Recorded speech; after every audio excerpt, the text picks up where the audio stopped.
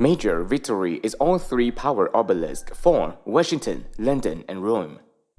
Last week saw a major victory for humanity as the Khazarian mafia lost its grip on all three centers of Western power, Washington, D.C., London, and Rome, according to Pentagon and other sources. Each of these capitals has an obelisk, variously symbolizing military, financial, and religious power. Trump declared Americans' independence from the deep state on July 4th, as Russian President Vladimir Putin meets the Pope Emperor's Junction becomes Prime Minister of the UK in a no-deal Brexit.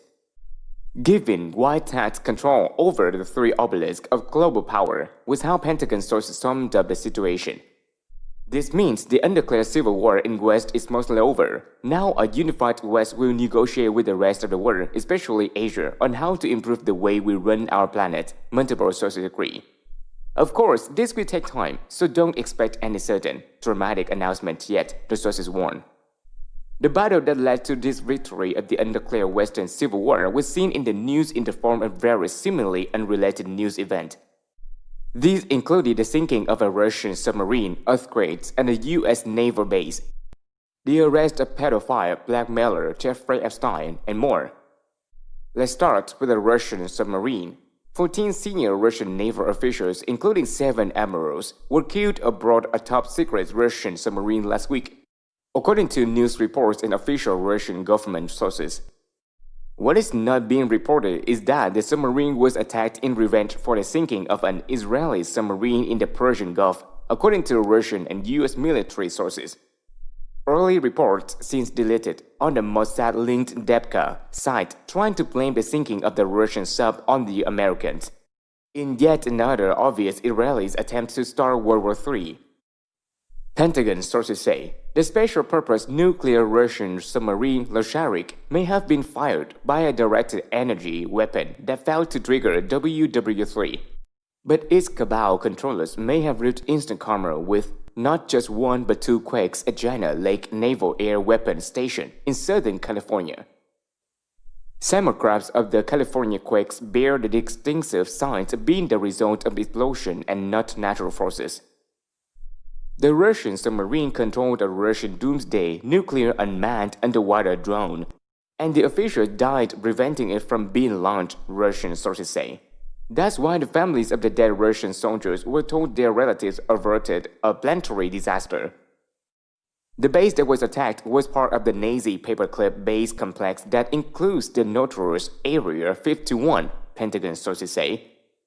It is interesting in this context that Nazi Jeb Bush put out the following tweet just hours before the Trump announced victory of the deep state. It is a fact of American history that 3 of the 5 founding father presidents died on the Independence Day anniversary. But was it just a coincidence? Bush was undoubtedly angry and scared, since his parents Barbara and Herbert Walker Bush were executed and his brother George Bush Jr. arrested. One can assume Jeb has also been arrested following the treasonous tweet. The takedown of Israel peddlers and Zionist blackmail operation began July 6th with Mossad agent Seth Epstein arrested for the sex trafficking of minors, and this may lead to many more arrests, Pentagon sources say. A look at Epstein's Little Black Book reveals, among many others, the following names: Tony Blair, Richard Branson, Edgar Bronfman, Bill Clinton, Prince Pierre d'Arenberg, Steve Forbes, Dustin Hoffman, Mick Jagger, Michael Jackson, Senator Edward Kennedy, Henry Kissinger, Rupert Murdoch, Jessica and Hannah Rothschild, English side, and Evelyn and Edward de Rothschild, French side, Prince Salman Saud, Larry Summers, and Ivanka Trump. While being Epstein's black book itself is not a crime, it is a good indicator that people in the book were tempted with underage sexual partners, and subsequently filmed and blackmailed if they succumbed to this temptation. Donald Trump was also a visitor to this island, and presumably time will tell if he resists the temptation or not. Since Trump's Russia investigator Robert Mueller was close to Epstein, and since fired FBI Director James Comey's daughter is part of the team that arrested Epstein, we can be sure that Trump's involvement, if any, will not be glossed over. The fallout from the Epstein arrest is likely to continue for some time. However, the fact that he was arrested and 2,000 pages of information related to his previous arrest and conviction have been made public means this will not be swept under the carpet. Thus, this is a major victory against the cabal. In any case, despite victory in the West, the battle for the planet as whole is far from over. It now looks like the Khazarians are activating their Iranian sleeper cells to start World War III.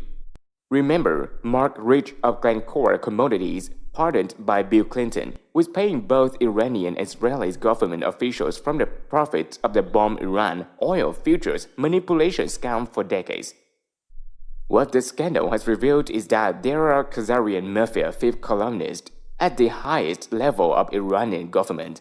That's probably why certain Iranian government officials are now suddenly making nuclear threats in tandem with their Khazarian counterpart Benjamin Netanyahu in Israel. The German Khazarian faction and their EUSSR are still probably going to try to stir up trouble in the Ukraine and other parts of Eastern Europe as well. Last week, they showed the whole world that the EU was not a democratic institution by ignoring the EU Parliament and imposing German Defense Minister Ursula von der Leyen as President of the European Commission. Meanwhile, last week, the British chose to remind the Europeans that they still have the technical ability to shut up the Baltic and Mediterranean seas. They did this by sending the largest UK naval squadron since World War I to the Baltic Sea along with ships from 7 allied nations. Around the time, the British seized an Iranian tanker going through the Strait of Gibraltar. Britannia may no longer rule the waves, but apparently they can still rule the Eastern Atlantic. We assume this posturing is linked to ongoing Brexit negotiations. The US military, in contrast to saber-rattling British, is forming a budding alliance with Russia. Apparently, handing a US F-35 fighter plane to the Russians helped seal the deal. This is a Christian alliance they have long been asking of Russia. That's what was behind last week's meeting between the Pope and Putin, said Pentagon sources. This will be visible to the public in weapons deal. To shake up the military-industrial complex even further, Trump may not sanction Turkey, India, and China for buying Russians S-400 anti-aircraft missiles, and Egypt, Iraq, Qatar, Korea, Vietnam, Saudi Arabia, and Morocco may follow, the Pentagon sources explained. Also, in a G20-led boycott, 2020 host Saudi Arabia cancelled 50 737 MAX planes in a major blow to Boeing, the sources say. Many airlines and aircraft lessors like Korean Air, Air Canada, Malaysian Airlines, Lion Air, Aero Mexico, Fly Dubai, GOL, Virgin Australia, TUI, Singapore Airlines, Turkish Airlines, SpiceJet, GE, Mitsubishi, MUFG, Sumitomo, FMBC, Bank of China, and China Development Bank may follow suit, they add. There is also going to be special forces action taken against the major tech giants, Google, Facebook, and PayPal, promised CIA and P2 pre-Manson sources. This, combined with the above-mentioned attacks against the China Lake facility, are part of an ongoing offensive against the California-based satanic nexus, they say. For some background on this, watch the following interview of a witness to satanic infiltration of the U.S. military in California. It talks about a Colonel Michael A. Aquino, whose name we have frequently run across when investigating the link between high finance and Satanism. Speaking of Satanists, we would like to inform readers that our website troubles last week were caused because our webmaster became, according to technical medical term, crazy as a fruit bat. Don't get me wrong, I have nothing against fruit bats. Some of my best friends are fruit bats, but you know what I mean.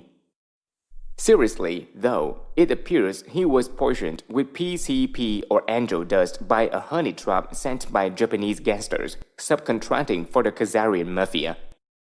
The PCP was apparently contained in a skin cream he was given. He is recovering now. This is not the first time this has happened. Previously, the Gnostic Illuminati agent Alexander Romanov was poisoned with PCB-laced marijuana after contacting us. In both cases, they suddenly became paranoid and megalomaniac. They also started to see everyday objects like playground equipment as earth-destroying super weapons or alien aircrafts. Romanov also eventually recovered, but was involuntarily confined to mental hospitals 3 times in the meanwhile. We know exactly who did this and what their chain of command is. The trail leads to Zug, Switzerland via certain known agents like Leo Zagami, Rothschild lawyer Michael Greenberg of the CSIS, agent Michael Cottrell, certain members of the Sumiyoshi crime family, etc. There are other names we are aware of but are withholding for now for operational reasons. However, we would like to end our report this week on a more upbeat note by pointing out some good news items. One was the launch of an African trade bloc uniting 55 nations and 1.3 billion people. Demographics make it clear that while the ancient age is beginning, India and Africa, with their much younger and growing populations, will be next. Finally, we were encouraged by a report that identifies an area the size of China and the US combined with which is not being used for agricultural but could be easily reforested by native trees. The report calls for the planting of 1.2 trillion trees in these areas as the cheapest way to stop environmental destruction. This may seem like a lot, but this writer has personally planted over 300,000 trees, roughly 1,300 trees a day over 4 spring planting seasons, totaling 240 days.